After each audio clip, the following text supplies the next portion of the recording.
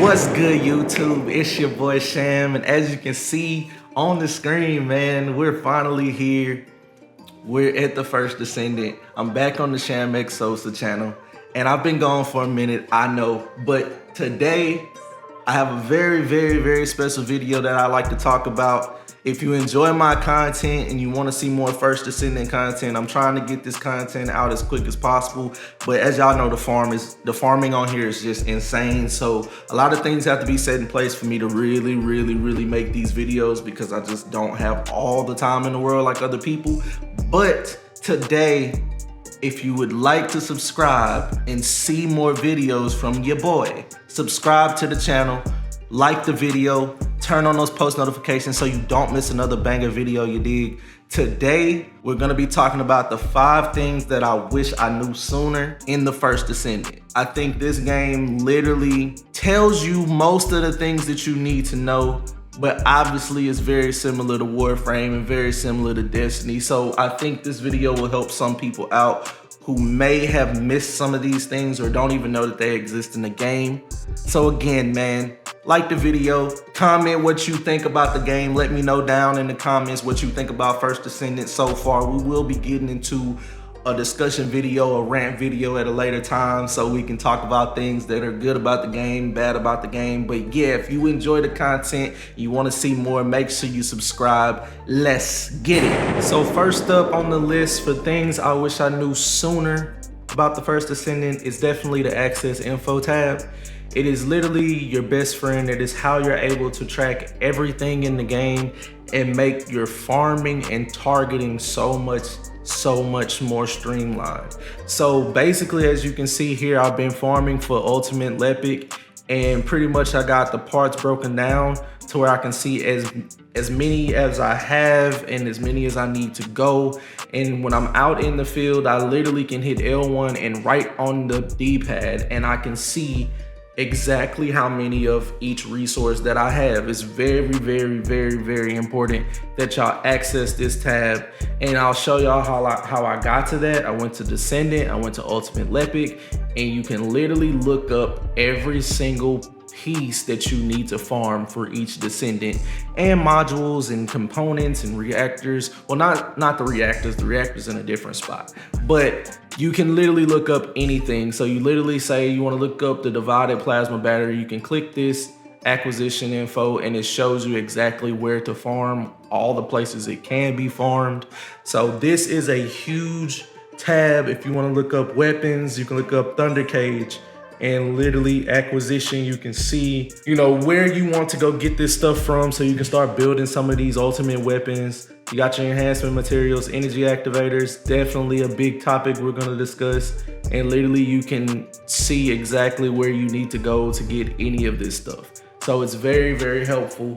And I wish I really paid attention to this tab. Probably like, I found this tab very useful by like my second day, maybe day and a half. Like I really enjoy it. You can go see any of your amorphous materials, and basically you can type in the search bar whichever Descendant you're looking to farm bosses for, and it'll pull up all of these different patterns that the Descendant you're looking for falls under. So very important that y'all utilize this tab. It is going to be a lifesaver. It's going to be your best friend. Also, you can target 4 items at a time. You have to get to mastery rank 15 to unlock all 4 slots. I'm at 14, so I can only do 3 right now, but once you get 15, you'll get the max targeting system, and you'll be able to go out and farm and keep track of everything that you're looking for at the moment. Next thing on the list is definitely the fact that they put a private server that you can swap to in the First Descendant to make this way easier to hit the outpost, and definitely to farm the void fusion reactors or whatever, the void fragment reactors, whatever y'all want to farm. Basically, when it comes to getting actual materials that you need, you want to be playing on private. It just makes it so that you possibly don't even get a cooldown. You can travel from zone to zone and it'll automatically reset your outpost for you. So you don't have to worry about people stealing your outpost and you having to wait 5 minutes. It's very simple. You just come to the map and you go, basically come to the map and you go to whichever area you want to go to, and you click private. And then when you go out here, let's say we want to fast travel here. All right, we're here. We can see that literally this outpost has not been done. I'm the only person here. So once I go do this, it will go on cooldown, but I can literally teleport to another area and it's going to give me a loading screen. Basically, every time you travel, it's going to reset. So you can see that someone's done it, so it's on reset. But let's say if I travel back over here, I came over here. Now I'm going to go back to where I was. We're looking to see if this is not on cooldown. And see, yeah, it's still on cooldown. But so this is not guaranteed, but it definitely works way better being on private than public. Y'all just gonna have to trust me with this one. It's my second time recording this video, so the first time I recorded it, it worked, but it didn't this time, so it's cool. But yeah, if you're doing anything that revolves around actually looking for materials, amorphous material, shapers, anything that you're looking for, void reactors, anything that you're looking for, you're able to do it more efficiently on private mode than public. If you're still trying to farm like Kuiper or, you know, gold or any type of loot in that regard, where it comes to reactors, modules, anything like that, where you're just farming like regular Kuiper shard farming, then you can stay on public, because you're gonna need those extra people to kind of make your life way better, because y'all can just tag team and help each other. So I stay on public when it comes to stuff like that. So I definitely recommend that y'all utilize being on private mode. It helps a lot with your farming. Next up, I really want to express that this third thing that I wish I knew, I think is probably, it could have easily been, you know, the most important thing. As you progress through the first Descendant story mode on normal, I cannot stress enough to y'all that nothing matters. Go through, have a good time, enjoy the story for what it is, enjoy the character that you're playing for what it is, but understand that nothing you do in normal mode really matters. And this ties into the third thing that I wish I knew. Keep your energy activators and your catalysts that the game gives you from the story mode. Save them for in-game. Do not make the mistake of using, especially your energy activators. You don't really know who you want to play. Some people may know, but at the end of the day, you don't really have the arsenal of mods yet from the story mode, so you don't really know how you're truly building your character yet to really make a decision on using the extra space. I think this game will thrive just like Warframe, that you should be able to complete all the content in the game, even if you have a budget free-to-play build or a less grindy build. I think every character in this game can get things done. Yes, people will be able to do things faster than you, but I feel like the goal with any looter shooter should be able to complete. If you're able to complete something and it doesn't require a ton of time and a ton of the best mods and the best guns in the game, I think those people are out there. People who don't have 14 hours to grind and dedicate to this game. I think that's the essence of looter shooters, where they give you the options to do things differently and not even conform to the meta. Just make sure you have a solid build. As you can see, there are mods in this game that are gold versions, there are purple versions, there's blue versions of mods. So this game is setting you up to where you don't have to have every perfect mod leveled up or even have the mod to complete what you need to complete. So the energy activators, as you can see, it's basically the potato from Warframe. And you literally come to the modules and it'll max out your capacity. As you can see, like I have 77 right now because I'm re-leveling my bunny. But just keep your energy activator, your potatoes, basically keep them until you're sure that this is the Descendant that you want to play. And when you use your catalysts are how you reassign your slots. So as you can see, I have 3 slots on bunny right now. And that's the reason why I'm constantly have to re-level her up, because in order to get more capacity on your Descendant, you literally have to prestige, basically. So you don't want to waste these things when you don't have to, and you have to use the same things for your weapons. Energy activators and catalysts also work for weapons. And how I feel this game is presently constructed, I think you're better off putting your energy activators and your catalysts in the weapon of your choice, because your weapon is going to do majority of your DPS, not your character. Yes, there are characters who can use their abilities to DPS better than others, but at the end of the day, you want your gun to slap, y'all. You want your gun to slap. I can't tell you how many people who are putting so much time into their Descendants and less time into their weapons, and they're not able to DPS correctly in boss fights. And this is the main reason why I feel like this needs to be talked about. The free ones that you get from the game, save them until you get to end game and really start to construct a build and make sure you figure out your role and what you want to do and how you want to play the game of First Descendant. And the reason I'm saying this overall is because catalysts are hard to farm, but energy activators are even harder to farm. They take a lot of time to grind for. So you don't want to waste the free ones that the game gives you. And also, energy activators in First Descendant are currently $20. When in Warframe, you can get a potato for like maybe no more than $3 or $4 or something like that. They really have to drop the prices of energy activators, because energy activators are needed, but I think catalysts are needed more in this game, in my opinion.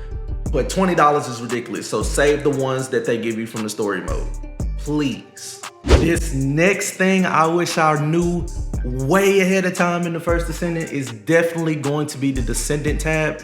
This tab is definitely, I feel, underutilized and not talked about pretty much at all in the community. And I think this needs to be said, that this screen does more than what you think it does. It's not just for changing your Descendant. It's not for just, you know, looking at your passive and active skills. It's a little bit more than that. So let's take Bunny for instance. We see all of her passives, all her passive and all her active skills. And once you click up on here, you can see every single Descendant, how many slots you have. You can favorite them, pin them, whatever you want to do. But the most important thing I found from this tab is clicking in the left stick gives you the base stats of each Descendant. So we've seen a lot of these videos going around where everyone's trying to make you get max HP and max defense, and they're trying to tell you that shield sucks, no one should use it. And that is like partially correct and partially incorrect. It's just not all the information that you need. When it comes to building your Descendant, you need to understand what your character weaknesses are and benefits are, like what their strengths are. So you have to understand that in order to even build survivability for sure, you have to come to this tab and see what your character lacking. It's really that simple. So if you're looking at Bunny, you see that she starts off with 1488 defense, 380 shield, 3.9 shield recovery out of combat, 300 MP, and 648 HP. So people are saying, I found out Bunny was super squishy, but it took them days to figure that out, or until they got to the end game to really figure that out. But you could have known this information from day one. So that's why I wanted to include this in the video, because you can see that she severely needs a boost in her HP to have survivability. She also needs defense, and it wouldn't be bad to put a little bit of shield on her, but she for sure needs HP, because it is probably her biggest weakness when it comes to playing Bunny. So take these with a grain of salt. You can literally see Ajax's. A lot of people are saying, put more defense on Ajax. You can. It's up to you to decide if you want to just cater to their strengths or cater to their weaknesses. Ajax starts off with a base 6,291 defense. So ask yourself, does he need defense as much as Bunny needs defense, or any of these other characters need defense? Go throughout his kit and see what benefits defense have for him and make the decision for yourself. So that's how you even figure out how to properly build your Descendant in this game. It's very simple, but this tab has not been talked about. I've watched so many videos. I've seen no one really talking about it. Of course, I can't watch every video, but I wanted to include this in mind just in case it helps anyone out there you know, figure out how to best build their build for at least survivability. And on top of that, there's one other key thing that this menu does. It allows you to be able to see the difference between the ultimate version of a character and the base version of a character. I've been seeing that question go around the community a lot in Twitch chats, on YouTube videos, just in general on Reddit. Everyone's so concerned with, should I get Ultimate Glay or should I get Ultimate Bunny? And it's like, why do you want to get Ultimate Bunny or Ultimate Glay or any of the ultimates? Why? Is it because of how they look, or do you think they just perform outrageously better, or do you not even know why you want the character? So here's a way to really figure out if the character is worth it from a stats perspective. You're literally able to go to Ajax and see his base stats, and then you can click on Ultimate Ajax and see how much better stats does he have base wise as the ultimate version of him. So that should negate all the future questions that people have about whether or not they should or shouldn't get an ultimate and make the decision. Because I can tell y'all, there are some ultimates that are just not worth getting stat wise. You can pretty much get the stats that they have and more with the base version, but it's pretty much just going to be up to you. That is the biggest thing I can say about this tab, is check this, click in L3 so you can see the base stats of everything, figure out how to build your survivability up better, figure out what you need to do to get your survivability up better, and it also save you some money on buying or farming an ultimate when you kind of just don't even have to. So that is my tidbit when it comes to the Descendant tab. All right, now we've made it to the very last thing that I wish I knew way sooner in the first Descendant. And it has a lot to do with the workbench. The workbench is kinda weird. I don't know if it's a bug, I don't know if it's how it's intended, but I feel like it's how it's intended. And I think a lot of new players, maybe even players who are very close to beating the game might have not even noticed. But this harps back to what I was saying about nothing for the most part that you get weapon wise, even reactors and component wise, matter in the normal version of the game before you like beat it and everything. I think that this is intended, and I'm gonna show y'all exactly how this works, because I think it's BS, but I feel like people aren't talking about it, so that's why we're gonna talk about it. So you know that we have weapon level transmission, and what this does, I went and farmed out a few trash weapons real quick so I can show y'all, but basically in this game you have your weapon and your weapon level. So let's take this Hero Scar scout rifle right here. It is literally just a level 10. And if you look at the stats on them are really low. So what we want to do is, with weapon level transmission, you're able to match a weapon's level to the highest level gear that you have. So let's take this and let's literally use this level 100 hand cannon right here. And we're going to take this gun from level 10 to level 100. That's normal, that's what everyone's been doing. It makes sense. This is how you get the most DPS out your weapon.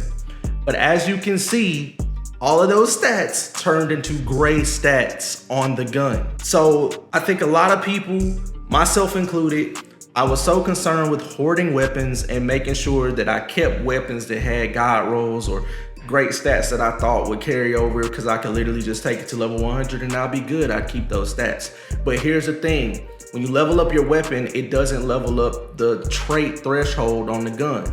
So you'll keep the same threshold and stats that you had even when this weapon was a level 10. So this is the big issue that I don't know is a bug or if it is as intended, but it seems like it's intended. So we'll talk about it. This is what it is. So I have the level 100 Hero Scar with the base stats. So now I have to take that and go to weapon readjustment, and this is how you re-roll stats or get better stats. So let's take that Hero Scar. Where is it? It's right here. So we'll take it and we'll see that everything is gray, common, basically common stats. And a few minutes ago, they were all gold and purple, but it's not in the correct threshold anymore. So you look at toxic attack. It says it has a 6 toxic attack, but the threshold should be 2,631 to 4747. As you can see, that is completely wrong, but this weapon is level 100. So no matter what you do, if you have a weapon that's under level 100, you have to re-roll the stats regardless. So it doesn't matter what your rolls are when you get it and it's under level 100. You're going to have to readjust it no matter what. So I don't want y'all to make the mistake of going into in-game with a level 100 weapon that y'all kept from the original story. You got a level 100 and now you think you're ready to go. You're in there doing way less DPS and activating way less damage than you could possibly be doing because you forgot to readjust your stats just because you thought the stats you had you could keep forever, but that's not how it works. So you readjust it, and this is how you get the actual stats with the correct threshold for level 100 for this weapon and for each weapon. So now you'll see that I got chill attack on it, and it's a 4,285 out of the possible 2,631 to 4747. So that is how you deal with your guns. So just play the game, have a good time. Don't worry about gear too much. Just put on the highest DPS, the highest level gear, and have fun, beat the game. And when you get to in-game, you really can start worrying about things like this. But when you get to in-game, pretty much just scrap everything that you have. Only keep a weapon because you actually like it, not because of the stats that it has, because you're going to have to change them at least once. So keep the weapons. Like, everyone's playing Tamer, everyone's playing Thunder Cage. Obviously, you want to keep Thunder Cage forever, and you're going to re-roll the stats anyways. But especially on these purple weapons, make sure that if you like the Tamer, if you like the Vestial Organ for Glade, this and that, if you find that during your regular playthrough, just keep the weapon if you like it, but just know that you're going to re-roll the stats. That's pretty much it. That is the biggest thing that I wish I knew about this game sooner. The workbench is cruised, so make sure you do it right, and I hope this helped. So with that being said, man, I hope y'all enjoyed the video. I tried to not make it too long, but I definitely had to explain at least 2 or 3 of those topics in more detail so people could really understand where I'm coming from. I hope I helped y'all today. These were 5 things that I wish I knew about the first Descendant, and I think it will help a lot of beginners in the long run. This game has been out for, I think, maybe a week, not even a week, somewhere around there. So I know I'm a little late on this, but I think the game gets new players every single day, and obviously it turns up on the weekend. So I just want to help someone out who definitely needs the help, or have been building things wrong, or looking at the game in the wrong way, or in a different way than what they're supposed to be. So that was the whole entire purpose of this video. I do not think I'm going to make like a beginner's guide, because there are a ton of those out here. It literally, the game is very easy to really understand. It's just a few little things that are hidden from you that you have to kind of figure out for yourself. But for the most part, I think they did a pretty decent job at streamlining this game to make it easier to process than Warframe ever has. Warframe still has one of the worst beginner experiences I've ever had in my life. You can hop on Warframe, and if you don't know or understand or can get someone to teach you how everything works in Warframe, it will literally make you log off the game. So I think they did a great job with the systems in place, and yes, they can definitely be improved. There are some things that are missing that I would like to see in the game, but I think for the most part it's very streamlined. There's only a few things that I wish I would have known sooner, and that's why I brought y'all this video. So I hope y'all enjoyed it. Make sure y'all leave a like. Make sure y'all comment what y'all thought about this video, or what you think about the first Descendant, who you're playing, all of that stuff. I love to hear it down in the comments. And one real quick note, I really didn't want to make the video about it, and I will never make any of the other videos that I do in the future about it, but I have to put it in the videos. I did get accepted to be a content creator for the first Descendant. I haven't been able to put out a bunch of content yet, but it's mainly because I'm going through PlayStation issues. I gotta take my PlayStation in pretty soon and get fixed. But I did get accepted for the content creator program. So if you want to use my code, the link will definitely be down in the description. If you want to support me in any way, form, or fashion with making content for this game, I'm super excited because this is the first time I've ever been accepted for a content creation for an actual video game. So I've had sponsors, but I've never had the actual game outside of like Blood Hunt, but I wasn't getting paid for anything. With First Descendant, we literally have Fortnite content creator codes. Basically, at the end of the day, I make a commission off any of the purchases that y'all make using my code. So it'll be very, very, very appreciated if y'all use my code, man. That's pretty much it. I fuck with y'all because y'all fuck with me. And if you don't fuck with me, then finish that, bro. I will catch y'all in the next video. Peace. Hey. Truck to the plane, to the truck to the hotel lobby. Me, I go through underground garages, presidential suite on deposit, elevator up.